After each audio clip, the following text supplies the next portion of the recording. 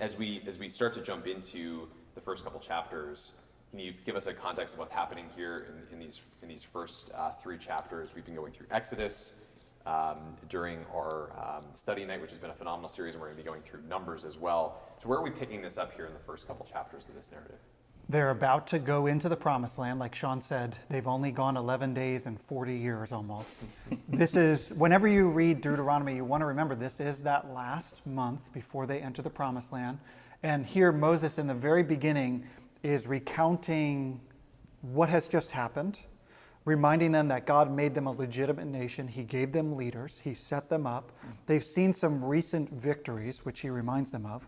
And all of this is set to remind them and encourage them to not make the mistakes of their fathers, to not be unfaithful like their fathers, but keep the people from the failures of their fathers, to not be stiff-necked, to not be stubborn, to not do all the things that kept them in the wilderness going in circles for 40 years.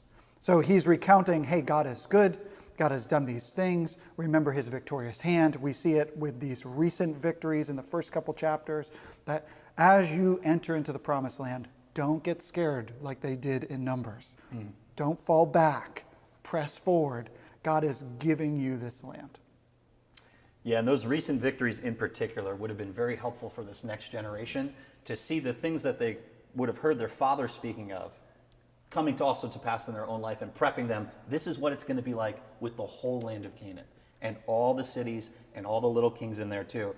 God even uses the same language in Deuteronomy as with Pharaoh, where I am going to harden their hearts in pride.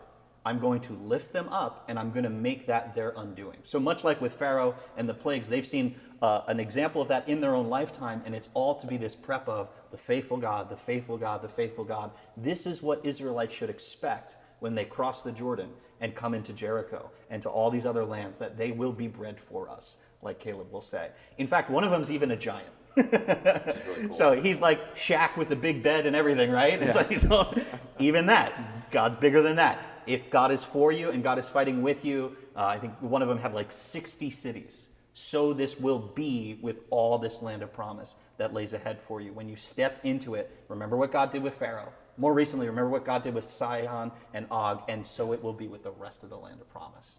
Great for their encouragement. It's great for their encouragement, right? It again, as in this really transitional time, they're at the crossroads, so to speak, about to go into the land, and God, in a beautiful way, is showing them that the missteps of the previous generation can be seen of God's faithfulness, their obedience, and his command to go in and possess the land is like, you can get it right this time, unlike the previous generation. Right. And then when they go into this land, they are going to be, they're moving from a nomadic wilderness wandering people to actually having a land, and it will be surrounded by many pagan nations. As we go through this book, we'll see that God is reminding them, be in a covenant relationship with me.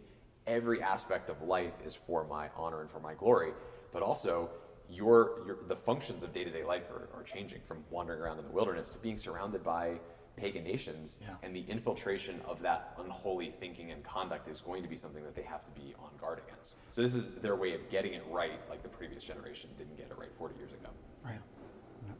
Right. When you encounter something that seems new in life, like they're about to encounter this whole new situation, it is always good to draw upon God's faithfulness of the past, which God is doing for them through the preaching of Moses here, to remind them that they can still trust God. This is the same God that took them out of Egypt. This is the same God that parted the Red Sea. So when they get to the Jordan, even though it's going to be new, it's going to be a little different, nothing new for God, even though this is a new generation that has to learn these things. So he's drawing on those stories of God's faithfulness of the past. I think this is also a great biblical example of the sins of the fathers do not pass to their children.